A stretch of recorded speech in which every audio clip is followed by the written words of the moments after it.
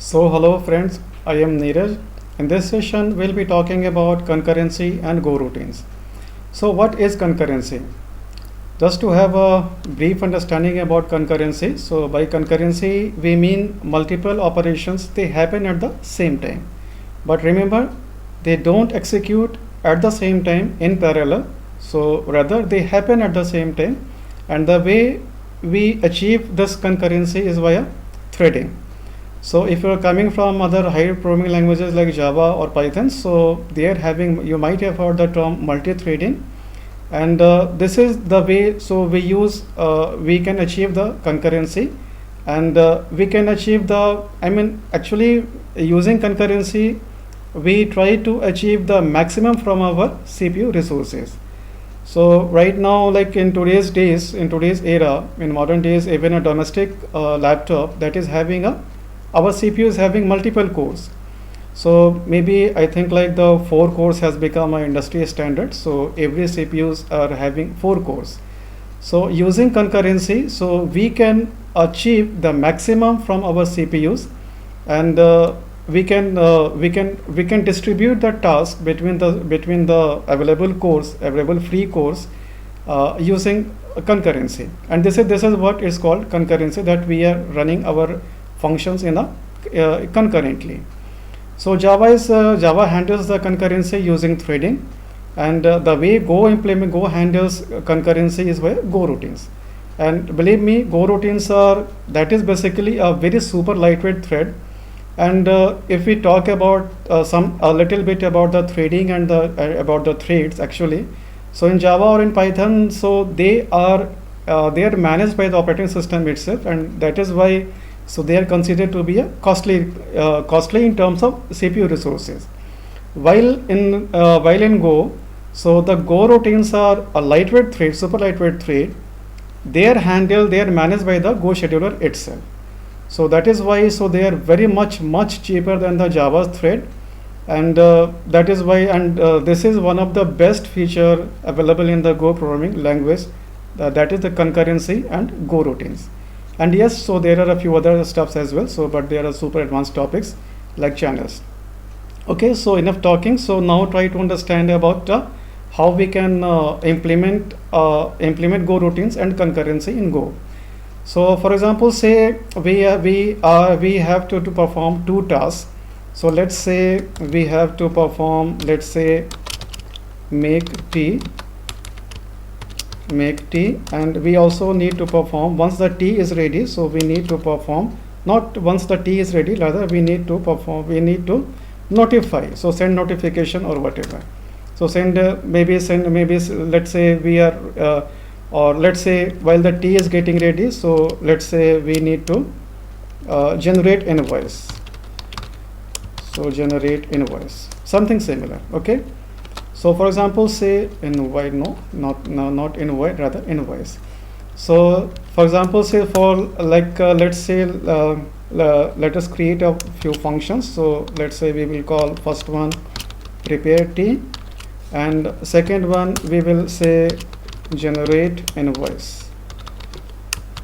Okay, so these 2 functions, so we are going to create very shortly. So we will start with func keyword, and first one is prepare tea. This is not going to accept anything, and this is simply going to print some messages. So first of all, it says tea preparation started, and for example, say suppose that this tea preparation is going to take 1 second. So in order to simulate it, so we will sleep it for a second. So 1 times time dot second, and once the tea is ready, so this is displaying a message, tea is ready or ready to serve, something similar.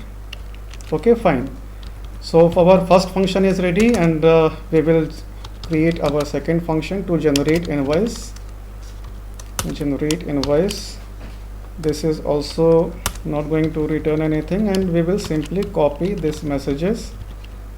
So here we will say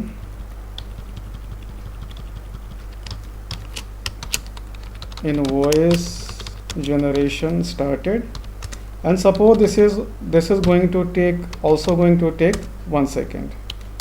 So 1 times time dot second, and once the invoice has been generated, so invoice has been generated.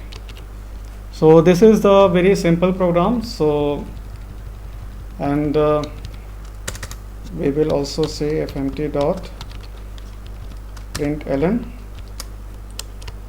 and we will say exiting from main function.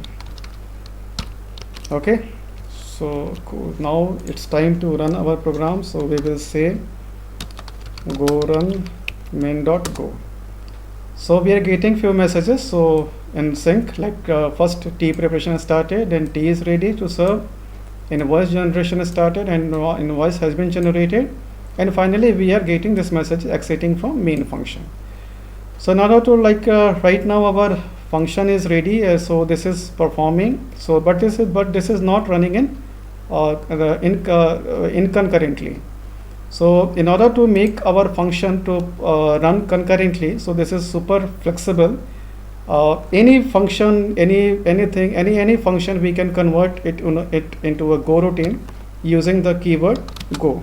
So just add the keyword go before the function where we invoke the function like this. And now since we have already created this prepare TA and generate invoice function as a Goroutine, so right now they are our Goroutines, but actually if we try to run our program, so actually we will not get this outputs. Reason being, thus in Go, so this main function itself is a Goroutine, and then every Goroutine they happen in they happen in their independent thread. So by the time this prepare TA function got executed, so our main function already got terminated, and this is why we never get the output from this prepare TA function or the generate invoice function.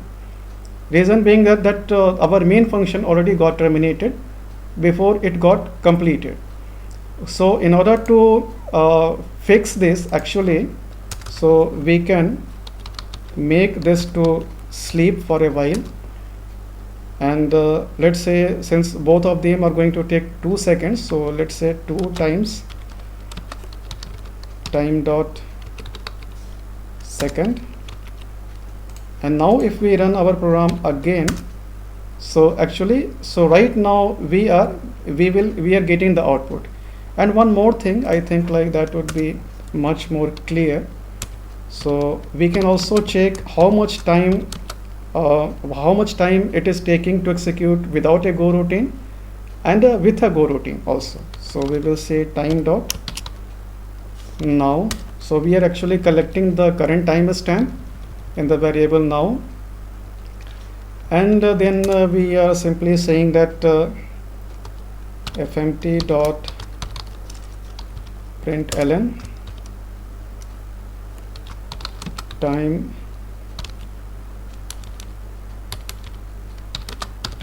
taken, and we will pass on. We will use the time package, and there is a function called a time elapsed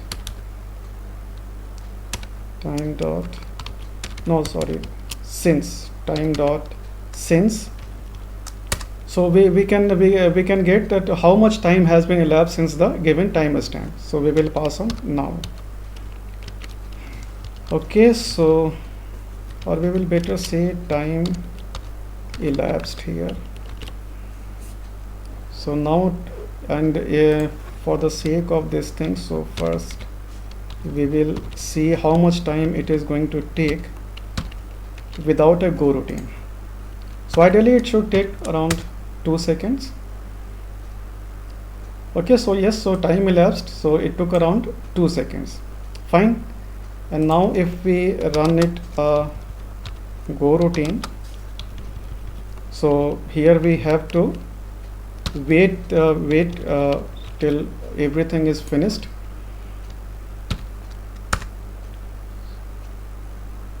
So here we are getting that time elapsed is this 6.42 milliseconds. Okay, so I mean we are getting we are getting all this stuffs very I mean in a very in a concurrent environment. And if we minutely look at the messages, so first of all our this tree preparation started, and once our tea preparation got started, so and by the time it went for a sleep for a 1 second, so our invoice generation process also got started. So so after the tea preparation got started this message, we are getting this invoice generation started, and first like invoice has been generated and the tea got ready at the last. So likewise like while in the previous if without a go routine way, so we were getting our tea started, tea completed, invoice started, invoice generation got started and invoice generated. So but using the go routine, so we are actually achieving the maximum throughput from our CPU available cores. So by the time this tea the process to prepare this tea, when it went to sleep, so actually our scheduler is smart enough that actually that take care of what is happening, what the go routines are are doing. So when it got this confirmation that okay, so this prepare tea function is waiting for is going to wait for a second. So actually it picked up the next task which needed to perform, and the next the next go routine that was to perform, that was to generate the invoice. So that is why after this tea preparation after displaying this message and wait for a sleep, and by the time this invoice generation got started. And if we rerun our program, so actually and you also noted that first of all we are getting this exit from main function at the very beginning, because that is not a go routine. And you can see like this time, so our invoice generation started first, then our tea preparation started, then invoice was generated, and the tea is ready. So actually, so we are running our both of these functions, so prepare tea and the generate invoice, I mean concurrently, and in a separate individual and independent threads. So this is a super flexible thing. And however, so you might have noticed it here that we had to, like, if we comment this sleep one, so we are not getting any output. Reason being that I already explained that, but actually in real time, so we are not going to go that way. So cause we don't know like how much time our process is going to take.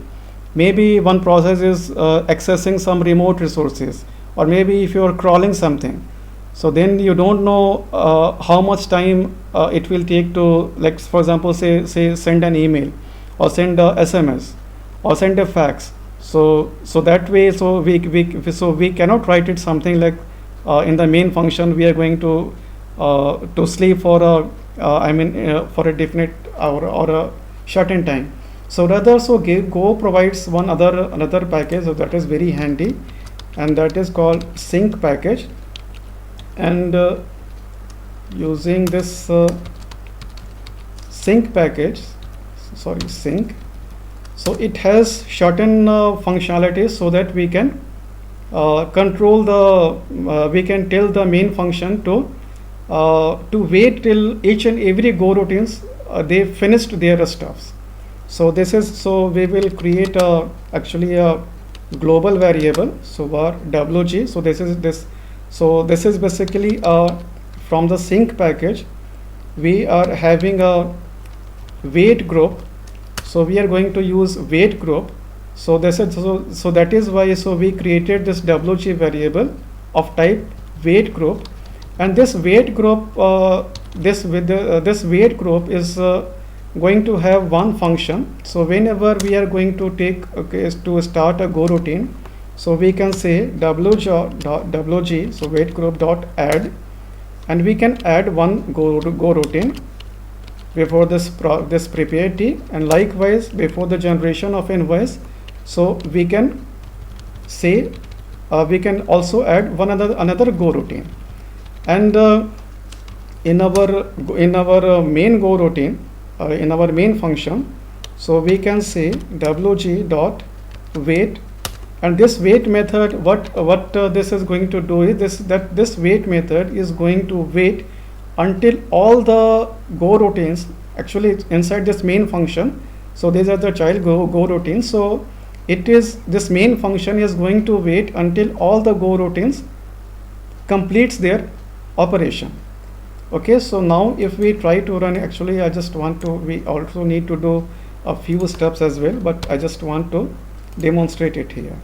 So if we now run our program again, so actually we are going to see a deadlock. The reason being that we are getting this fatal error that all go routines are asleep. Reason being that here that our both of all the go routines, they completed our step, but still our main function is waiting to complete all the go routines. So this is why, so we're using this wait group, so we can keep track of that. So since this, with using wg.add method, so we added a go routine into the wait group, but we never tell that okay, so this go routine has completed its job. So what we have to do is, what we can do is, from the once our prepare T function is completed, the T is completed, so we can say done. So this way, so we are indicating our wait group that okay, so our prepare T, so we have completed our T processing. So just remove this go routine from your pool. Okay, from the scheduling. So likewise from the generate invoice also, so we will do the same thing. And now if we try to run our program, so we are getting the same thing very clearly. So first, like invoice generation is started, T is started, T is ready to serve, and invoice also got generated. And you can see the total time taken was around 4 milliseconds. And this exiting from main function, so we got at the very beginning. So our program is running very perfectly fine.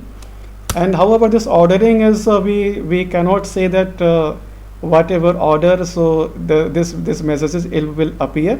So here you can say that invoice started first.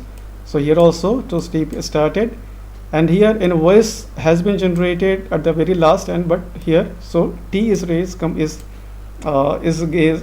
getting completed at the last.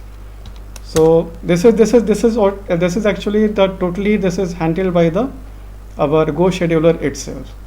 So that's all for this session. So I think like we covered concurrency and we covered Go routines, and we also covered like how we can sync our Go routines using the sync package, and using wait groups. So we were perfectly able to whatever number of Go routines are, so our process our main function will wait till all the Go routines complete their job. Okay, so I hope you enjoyed this session, and if you have anything to say, so just do let me know in the comment section, and I will try to answer you as soon as possible. So till then, take care and happy coding.